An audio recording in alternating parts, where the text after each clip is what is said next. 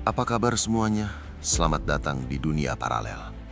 Ketika negara bicara untung rugi, rakyat sering hanya dihitung sebagai angka.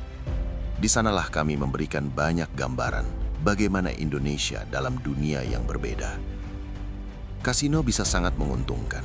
Ini bukan opini, tapi fakta ekonomi global. Di berbagai belahan dunia, kasino menjadi sumber pemasukan negara, penggerak pariwisata, dan pencipta lapangan kerja. Uangnya besar, perputarannya cepat, dan pajaknya nyata.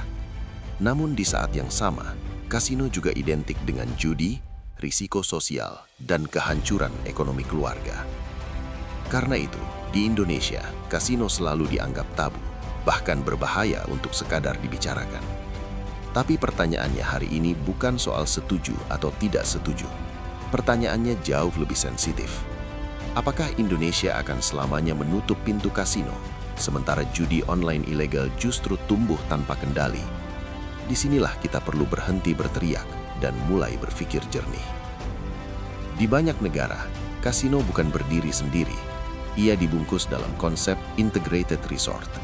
Artinya, kasino hanyalah satu bagian kecil dari ekosistem besar. Hotel mewah, pusat perbelanjaan, konser internasional, konferensi bisnis, dan pariwisata kelas atas. Model ini membuat negara memperoleh keuntungan berlapis: pajak hiburan, pajak perusahaan, pajak pariwisata, biaya lisensi operasional. Dampaknya menyebar kemana-mana. Transportasi hidup, UMKM bergerak, tenaga kerja terserap, dan investasi asing masuk. Negara-negara yang menerapkan sistem ini tidak melihat kasino sebagai alat moral, melainkan sebagai instrumen fiskal dan pariwisata. Negara tidak mendorong rakyat berjudi. Negara mengatur, membatasi, dan mengawasi, lalu mengambil manfaat ekonomi dari aktivitas yang pada kenyataannya tidak pernah benar-benar hilang. Industri kasino global bernilai ratusan miliar dolar, dan angka ini tidak turun, justru terus naik. Alasannya sederhana: perilaku berjudi adalah fenomena sosial yang sudah ada sejak lama. Ketika negara melarang total, aktivitasnya tidak berhenti, ia hanya berpindah ke bawah tanah. Disinilah masalah muncul.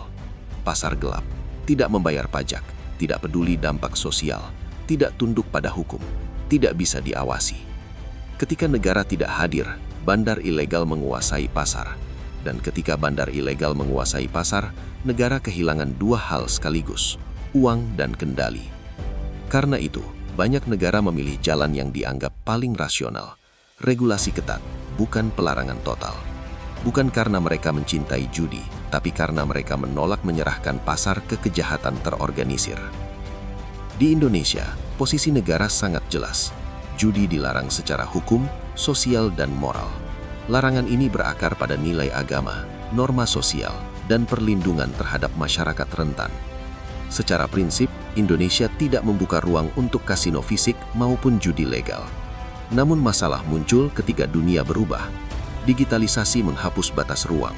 Judi tidak lagi membutuhkan gedung, meja, atau chip. Cukup ponsel dan koneksi internet. Akibatnya, judi tetap hidup, bahkan jauh lebih agresif. Negara tidak mendapat pajak, tidak punya kendali, dan kesulitan melacak aliran uang. Ironinya, larangan yang bertujuan melindungi justru membuat negara kehilangan posisi sebagai pengawas utama. Jika jujur, masalah terbesar Indonesia hari ini bukan kasino, melainkan judi online ilegal. Judi online memiliki karakter yang jauh lebih berbahaya. Akses tanpa batas waktu, bisa dimainkan siapa saja, menyasar kelas menengah ke bawah, beroperasi lintas negara, tidak ada pintu masuk fisik yang bisa dijaga, tidak ada pagar usia yang benar-benar efektif, tidak ada jeda psikologis. Uangnya mengalir ke luar negeri, melewati sistem pajak nasional, dan sulit ditarik kembali. Ketika satu situs ditutup, puluhan situs lain muncul. Ketika satu jaringan dibongkar, jaringan baru sudah aktif. Ini bukan lagi soal moral, ini soal keamanan ekonomi digital dan ketertinggalan negara dari kecepatan teknologi. Dan yang paling menderita, sekali lagi, adalah rakyat. Kasino legal di negara lain, diawasi negara, lokasinya terbatas, aksesnya dikontrol, pajaknya masuk kas negara. Judi online ilegal, tanpa pengawasan, menyasar semua kalangan, tidak bayar pajak, merusak ekonomi keluarga. Namun di ruang publik, diskusi sering disederhanakan secara emosional. Kasino langsung disamakan dengan kejahatan, tanpa melihat konteks ekonomi gelap yang lebih luas. Padahal pertanyaan pentingnya adalah, mana yang lebih merusak? Aktivitas ilegal tanpa kontrol atau aktivitas yang diatur ketat oleh negara?